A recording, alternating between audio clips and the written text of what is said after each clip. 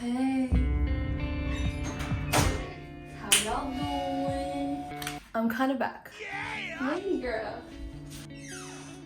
Girl, pick up your dang man. So I've been gone for a minute because mental health comes first, and I know I made a goal for myself to make a video every single week for an entire year because that one psychic medium lady told me that I don't finish the things that I start, but you know what? Mental health comes first. I'm finding a balance and I'm learning to live very minimally. It's a lot, and I'm learning to just be able to continue doing my creative pursuits out of the joy and love of it. So my new approach, creating for creation's sake instead of survival.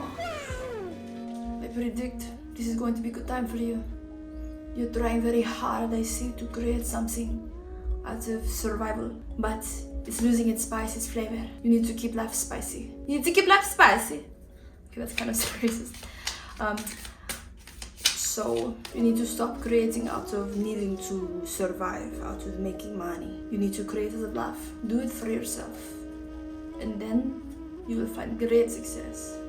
Very nice. Do you understand? Yes, Miss Ma'am. I do.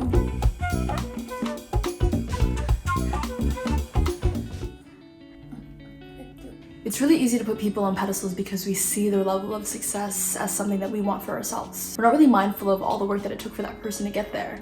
We see the end goal, the final part of their success, as opposed to all the painstaking hours, minutes, moments that they've taken to themselves to actually get disciplined. I don't know, I feel like a lot of people are just innately lazy.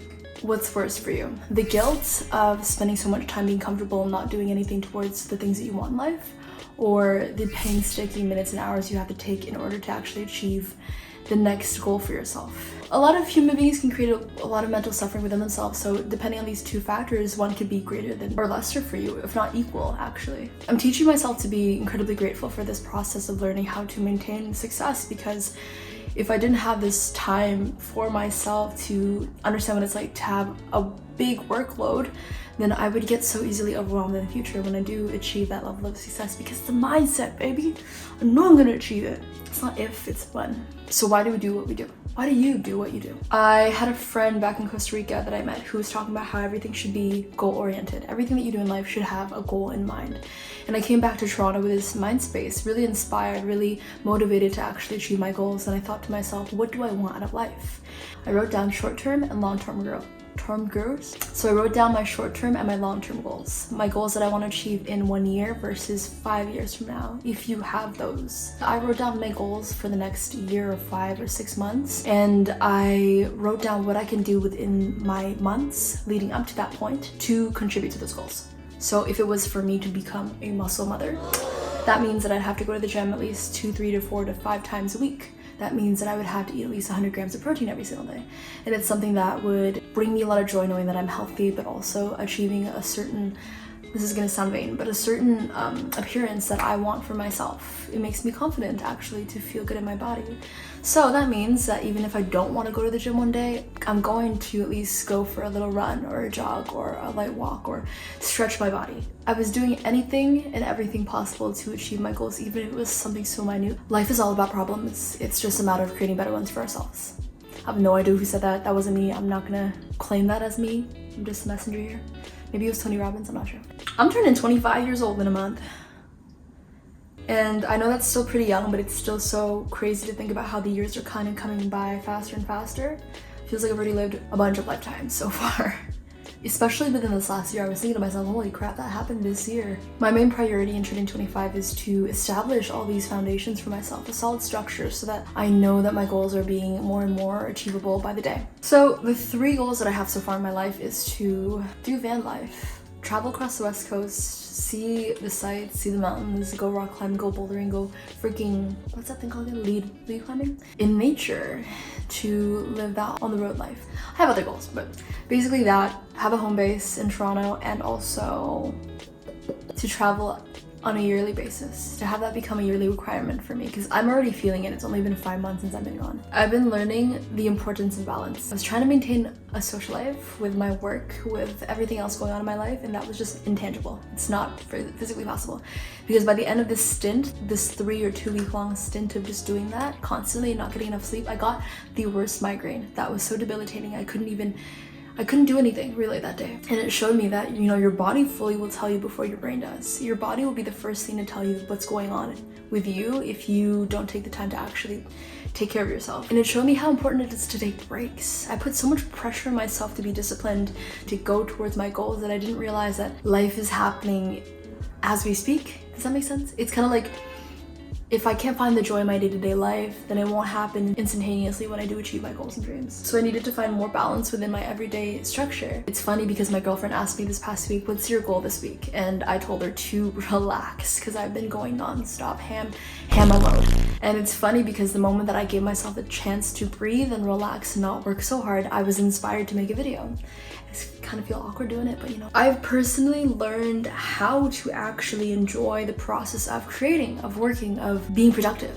I'm really grateful because I somehow managed to teach myself how to love being productive, how to get dopamine when I accomplish something. It's a feeling of fulfillment now when I do get out of bed in the morning and I do my morning routine. By the end of the day, going to bed knowing that you've done the things that you needed to do, it feels so freaking good. It feels way better than sleeping in.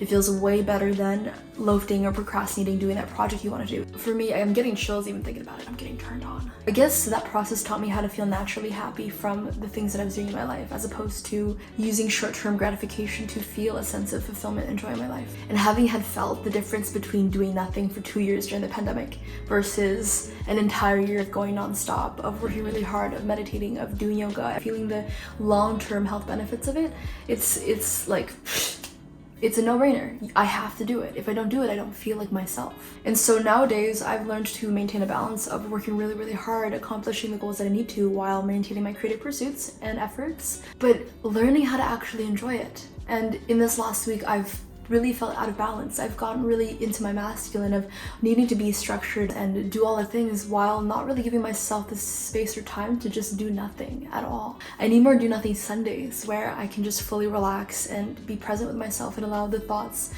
in my head to just roam free within reason. I watched this TikTok. I've been kind of on TikTok a lot lately. That's me relaxing. But essentially this TikTok was talking about how ideas don't come from within us. They come from an exterior place, kind of like your guides or something else telling you to do certain things. Not like that, not like the voices in your head kind of type thing, but it's kind of like an intuition, you could say. But basically ideas come from a place of an idea outside of yourself coming to you being like, hey, you should try this thing, like what about that, what about this? Because we have enough thoughts and memories in our heads to last us an entire lifetime of overthinking. When we stay fully present and allow those thoughts to just come as they will, then you can be hit with the next $1 million idea for yourself. And this is the thing that I'm trying to learn how to maintain a balance of. I'm so focused on achieving a certain level of wealth. The discipline, the fulfillment, the productivity mindset that I've really not given myself the space and time to just relax. Because I'm in such a hustle, grind mode, I can't actually allow the thoughts and ideas come to me that I need to actually execute. Because there's a difference between being productive towards your goals and productive procrastination, where it seems like you're working really hard, but you're actually wasting your time doing things that aren't really necessary. So it'd be actually way more advantageous for me to just relax and do nothing to get those ideas, as opposed to creating work that's unnecessary for me, So I'm just gonna read my books, do my thing. I have spent so many moments of my life in debilitating anxiety, wondering how I was gonna pay rent, how I was gonna afford food, how I was gonna survive on my own independently in a city, that I am just tired of it. First, I'm tired of creating a mental suffering within myself, knowing full and well that I can survive, that I have been surviving, but also that's enough of a motivation for me to want to build a successful financial structure and base and foundation for myself. So it's kind of like, on one hand, I'm learning to not give a frick, but on the other hand, I'm learning to grind, but also find balance within those, things. So all this to say, hustle culture can be incredibly toxic.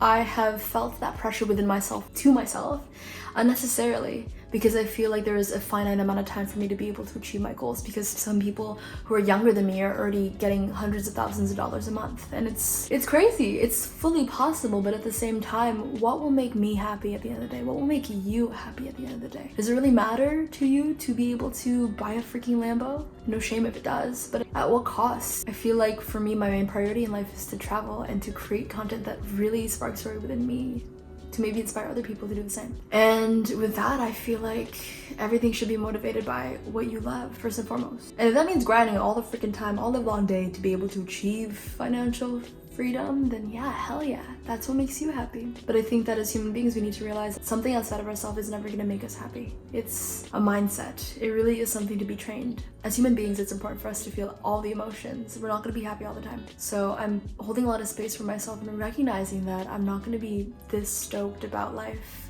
every single day. I'm meant to feel upset. I'm meant to feel angry. I'm meant to feel debilitating anxiety. I'm meant to be here, and I'm really excited about it because I love it, you know? Being human is hard, but being human is freaking sick. So I hope something in here was motivating or at all kind of tangible or realistic or motivating. I'm not sure, but if anything, I'm happy to share my journey with all y'all, and I'm really happy that you're here. Thank you. That's that on that. I will see you when I see you next, because I'm now creating for creation's sake. Okay, love you, bye.